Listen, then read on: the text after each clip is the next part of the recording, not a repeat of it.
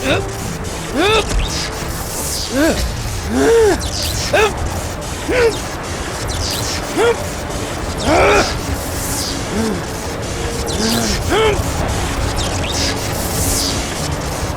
विक्रमादित्य, तुम मेरे साथ ऐसा नहीं कर सकते। खोलो मुझे। नहीं काल, हम तुमको तब तक नहीं खोलेंगे जब तक उस निर्दोष मनुष्य को मारने का विचार त्याग नहीं कर देते तुम। हंस लो काल, जितना चाहते हो उतना हंस लो। अब ये संसार एक क्रूर काल को रोते हुए देखेगा। तू रोएगा विक्रमादित्य, जब तुझे ये पता चलेगा जिसे बचाने के लिए तूने मुझे बांधा है वो स्वयं मृत्यु के मार्ग पे चल पड़ा है।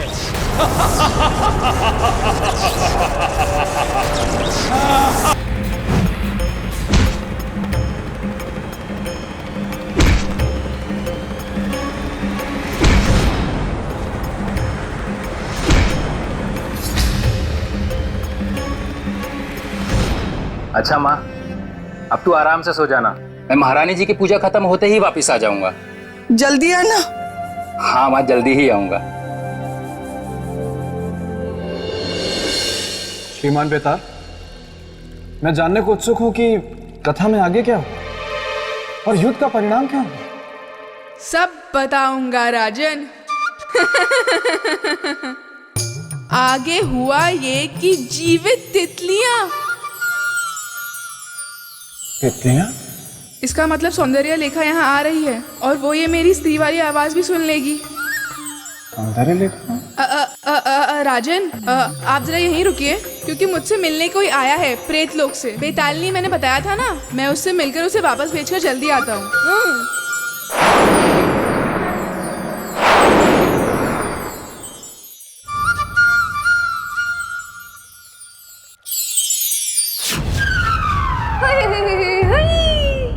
ओहो बेताल, तुम यहाँ हो और मैं तुम्हारा इंतजार वहाँ प्रेत लोक में कर रही थी।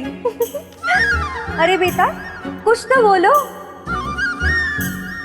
क्या तुम मुझे देखकर खुश नहीं हो?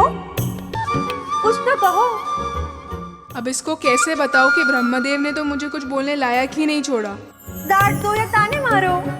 देखो सौंदर्य लेखा। अरे बेटा, तुम तो बड़े हंसमुख हो। देखो सौंदर्य लेखा।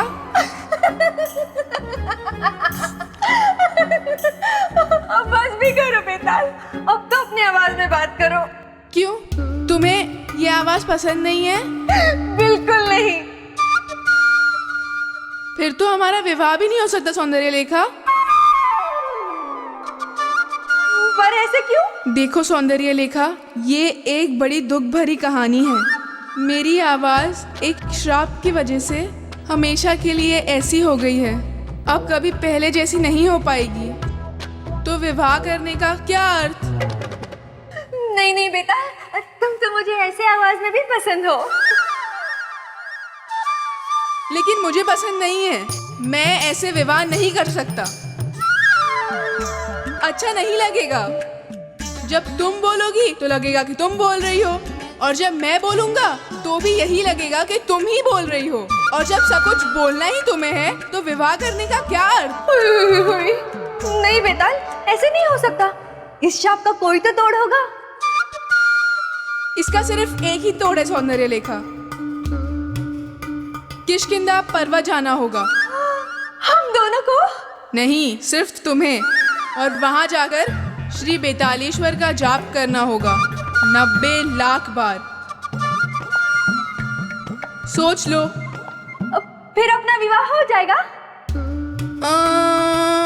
ठीक है, तो मैं अभी जाती हूँ।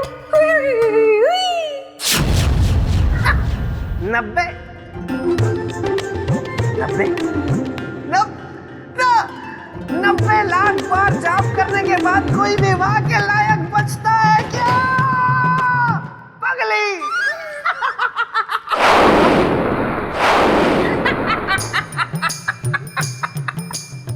देखा राजन, कैसे चतुराई से विदा कर दिया मैंने उसे। 90 लाख बार जय बेतालेश्वर कहती फिरेगी पहाड़ों में पागलों की तरह। क्योंकि मैं हूँ बेताल, जो गलने नहीं देता किसी की भी दाल। और आप करते रहते हैं ऐसे अनेकों अनेक धमाल। अच्छा वो सब छोड़िए, आप मुझे ये बताइए कि सम्राट और काल के बीच युद्ध में क्या हुआ? युद्ध के सारे घोड़े भाग गए। आहा राजन, युद्ध बहुत ही भयंकर हुआ।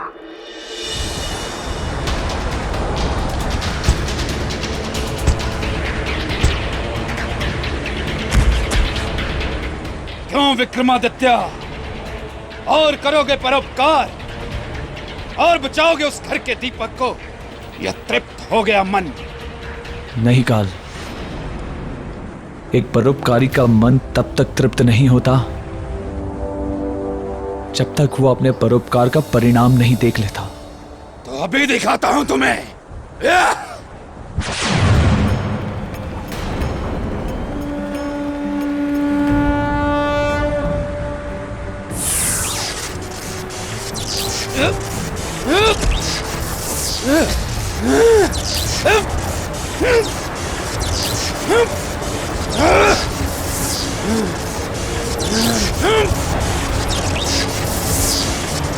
नहीं विक्रमादित्य, तुम मेरे साथ ऐसा नहीं कर सकते। खोलो मुझे। नहीं काल, हम तुमको तब तक नहीं खोलेंगे जब तक उस निर्दोष मनुष्य को मारने का विचार त्याग नहीं कर देते तुम। हंस लो काल, जितना चाहते हो उतना हंस लो। अब ये संसार एक क्रूर काल को रोते हुए देखेगा। तू रोएगा विक्रमादित्य, जब तुझे ये पता चलेगा जिसे बचाने के लिए तूने मुझे बांधा है वो स्वयं मृत्यु के मार्ग पे चल पड़ा है।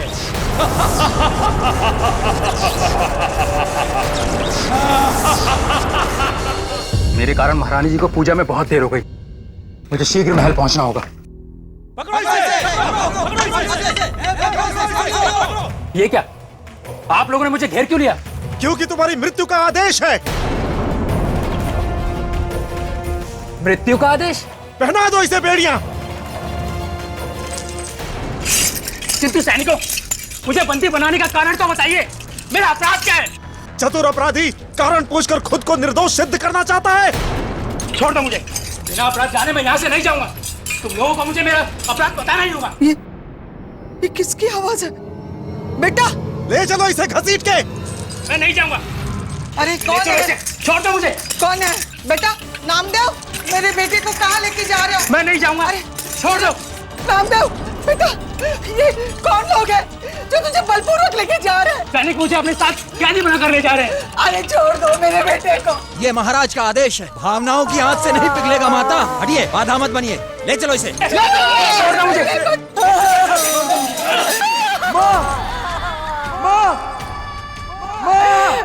बेटे को छोड़ दो।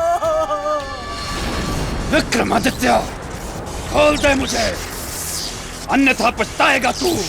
स्वयं के संकट में गिर जाने के भय से किसी निर्दोष के जीवन को संकट में नहीं छोड़ सकते आप। बहुत हट कर रहा है तू, विधि के विधान में बाधा डाल रहा है। मुझे मेरा कार्य करने दे। काल हूं मैं। काल को अपना शत्रु मत बना। शत्रु नहीं बना रहे हैं तुम। जिस तरह से तुम अपना कार्य कर रहे हो, ठीक उसी तरह से हम भी अपना कार्य कर रहे हैं काल। अपने इस परोपकार का दुष्परिणाम जानता है तू। तू मेरा ग्रास बन सकता है। मुक्त कर मुझे। अवश्य मुक्त कर दूंगा तुम्हें, परंतु अभी नहीं। उस निर्दोष मनुष्य की मृत्यु की घड़ी टल जाने के बाद। विक्रमादित्य, मेरी एक बात याद रख। किसी की नियति बदलने के प्रयास में तू अपनी नियति को काल की भेंट चढ़ा रहा है। विक्रमादित्य!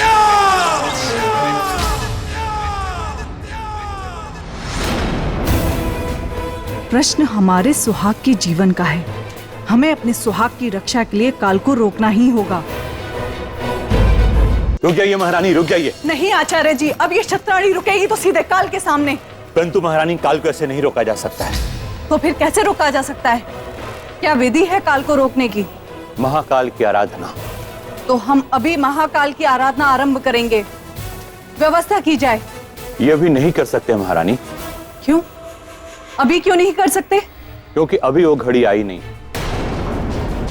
काल को रोकने के लिए महाकाल की आराधना तब करते हैं जब जीवन में काल का प्रभाव दिखना शुरू हो जाता है।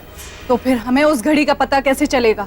मैं बताऊंगा। ठीक है, पर याद रहे कि काल की वो मनहूस घड़ी निकलनी नहीं चाहिए।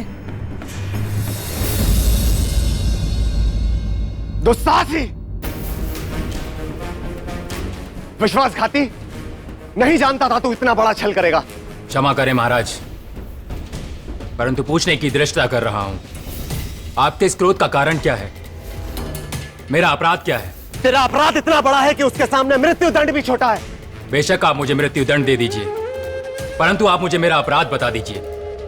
बिना अपराध जाने मैं अपराध का बोझ लेकर नहीं मरना चाहता।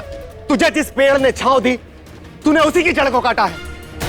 रखा था मैंने तुझे महारानी की सुरक्षा के लिए, और तूने उन्हीं का अपहरण किया। महारानी का अपहरण? ये आप क्या कह रहे हैं महाराज? मैं भला महारानी का अपहरण क्यों करूंगा? अपराधियों के लक्षण को मैं भली भांति जानता हूं तू नहीं स्वीकारेगा अपने पाप। सैनिकों, इस पापी विश्वासघाती के शरीर को तब तक तीरों से छलनी करो जब तक इसके प्राण ना निकल जाएं।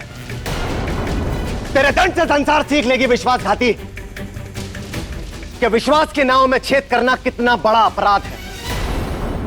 ले जाओ इसे। महाराज, मैंने कुछ नहीं किया है महाराज, मैं निर्दोष हूं महाराज। मेरी बात सुनिए महाराज।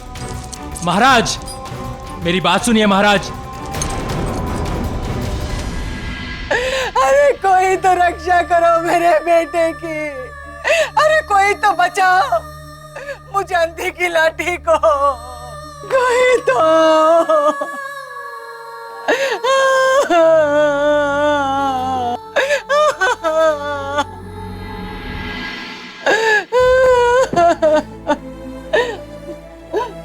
क्या बात है माता? मेरा बेटा, मेरा बेटा, मेरा बेटा। क्या हुआ आपके बेटे को? बिना कारण मेरे बेटे को राजा के सैनिक उठाकर ले गए। इसका मतलब हमें देर हो गई पहुंचने में। मेरा बेटा निर्दोष है, मेरा नामदेव निर्दोष है। आपके बेटे की रक्षा हम करेंगे, आप निश्चिंत रहें। कुछ नहीं होने देगी हम नामदेव को। यह हमारा एक मां को वचन है।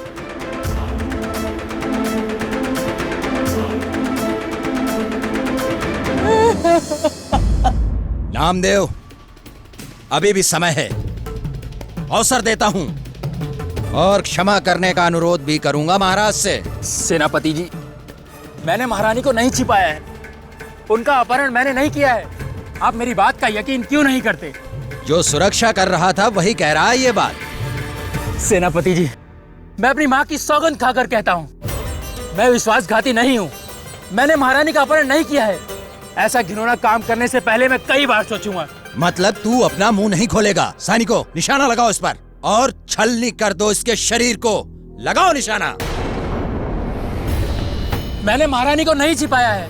नामदेव, अभी भी वक्त है, बता, बोल। मैं नहीं जानता सेनापति जी, मैं अपनी माँ की सौगंध खाकर कहता हूँ, कृपया मुझे छोड़ दीजिए। बेचारा नामदेव, इसका अर्थ कि परोपकारी सम्राट विक्रमादित्य अपनी पूरी शक्ति लगाकर भी उस बालक की मृत्यु को टाल नहीं पाए। राजन, आप जिनकी बात कर रहे हैं वो कोई छोटे मोटे राजा नहीं थे, बल्कि सम्राट विक्रमादित्य थे, और आप उन पर संशय कर रहे हैं।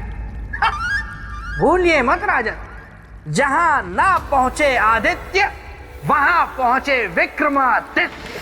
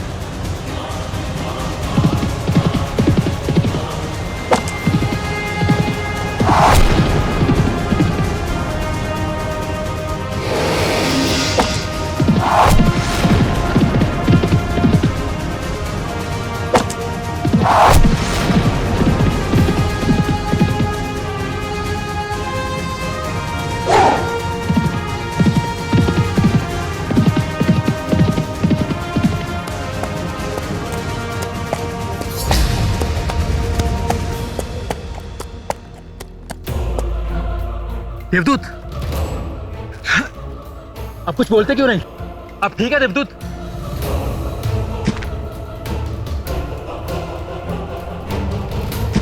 देवदूत, क्या हुआ आपको? देवदूत, आपके तो तीर लगे।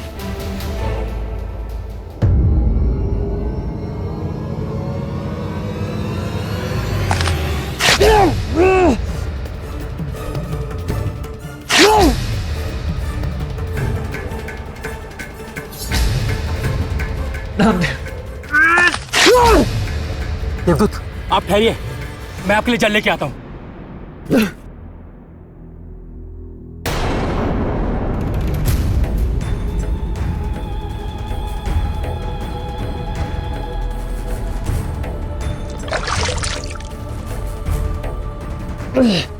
देवदूत, नामदेव, देवदूत,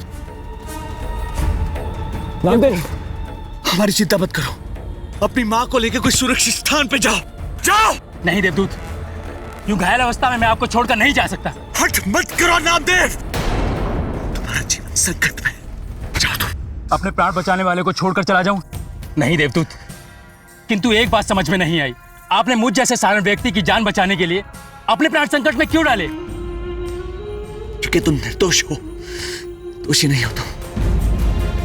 और एक निर्दोष को दंड देना दंड विधान पे कलंक है। काश आपके विचारों की तरह ही सारे राजाओं के विचार होते देवदूत। हम कोई देवदूत नहीं है, हम एक साधारण मनुष्य हैं। चक्रवर्ती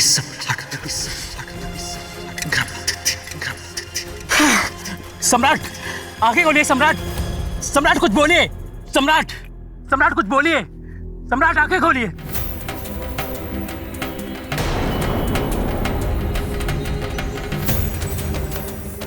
उज्जैन के नरेश सम्राट विक्रमादित्य, मेरे प्राण क्यों ना चले जाए, किंतु मैं आपको कुछ नहीं होने दूंगा। मैं अभी वैद्य को बुला के लाता हूं।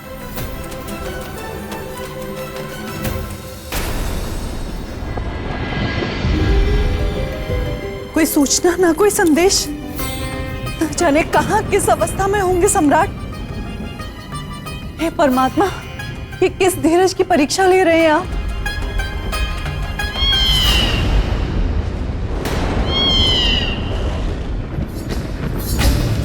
काली बिल्ली, ये कैसा अशुभ संकेत है? हे परमात्मा, हमारे सम्राट की रक्षा करना।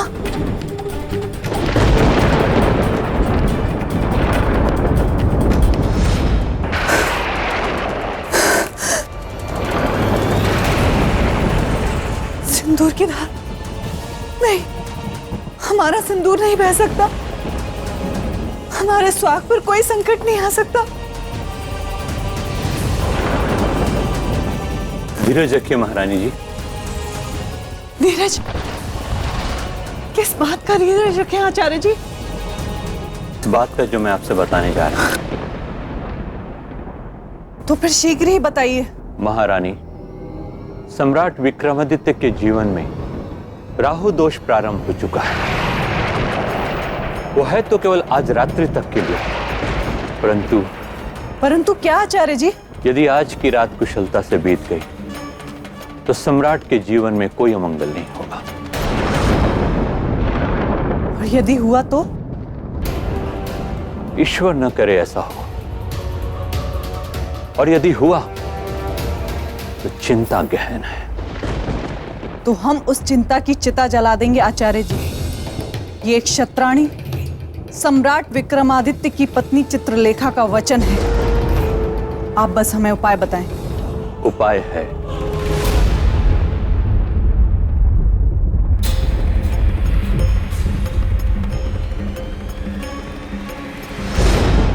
आचार्य जी, जब तक चित्रलेखा की नाड़ियों में सम्राट के नाम का रक्त बह रहा है, तब तक कोई काल उन्हें छू भी नहीं सकता। और यदि किसी काल ने उनके निकट आने का दुस्साहस भी किया, तो एक सुहागिन का श्राप उसे जलाकर भस्म कर देगा।